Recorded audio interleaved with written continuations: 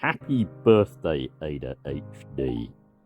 I'm absolutely delighted that you have been nominated as Hero of the Year by Shout Out LBGT Radio. I wish you all the best, and I wish you an absolutely fantastic birthday. This is from Not That Kind of Christian, Tony in Great Yarmouth. Please share, folks. Not That Kind of Christian again. This is just a link, really, to what I'm now going to read from, which is Dr Kirstin Du Mez and her book, Jesus and John Wayne.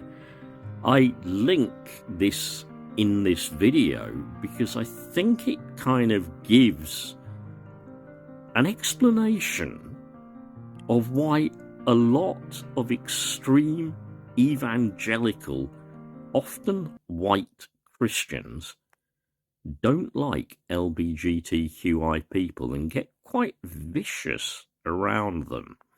It's part of this toxic masculinity and kind of shaking things up that they can't deal with. I begin with chapter 16, Evangelical Mulligans, a History. 3 months into Donald Trump's presidency, 3/4 of white evangelicals approved of his performance, nearly twice as high as his approval rating among the general public. Trump's evangelical support was strongest among the regular churchgoers. Most evangelicals appeared to be far less conflicted about their crude, egotistical, morally challenged president than many had imagined them to be. But this shouldn't have come as a surprise.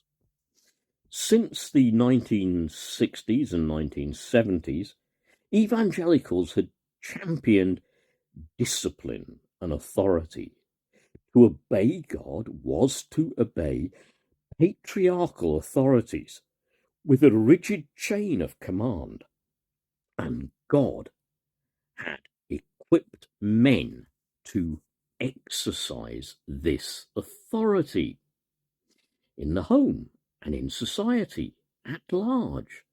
Testosterone made men dangerous, but it also made them heroes.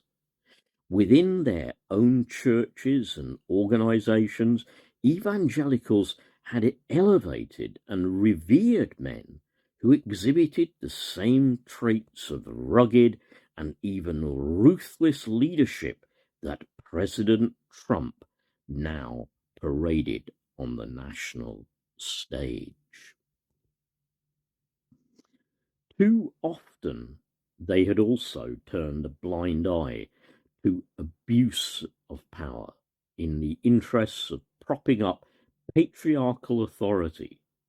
In the 2010s, a number of high-profile cases revealed the darker side of the aggressive, testosterone-fueled, masculine leadership evangelicals had embraced within their own homes, churches, and communities. I want you just to ponder, just for a few seconds, that paragraph or so that I read.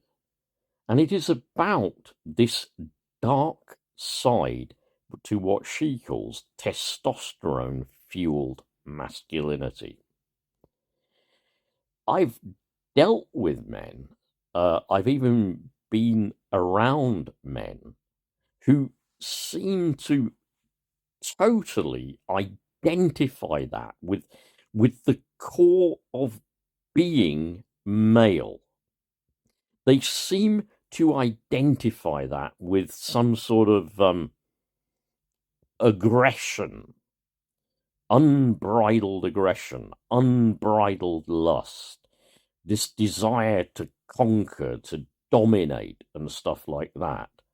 And of course, when those kind of men see people like Ada HD and his friend, and other men who identify as LBGTQI plus at any point on the sex spectrum, they are horrified because they think these are not real men.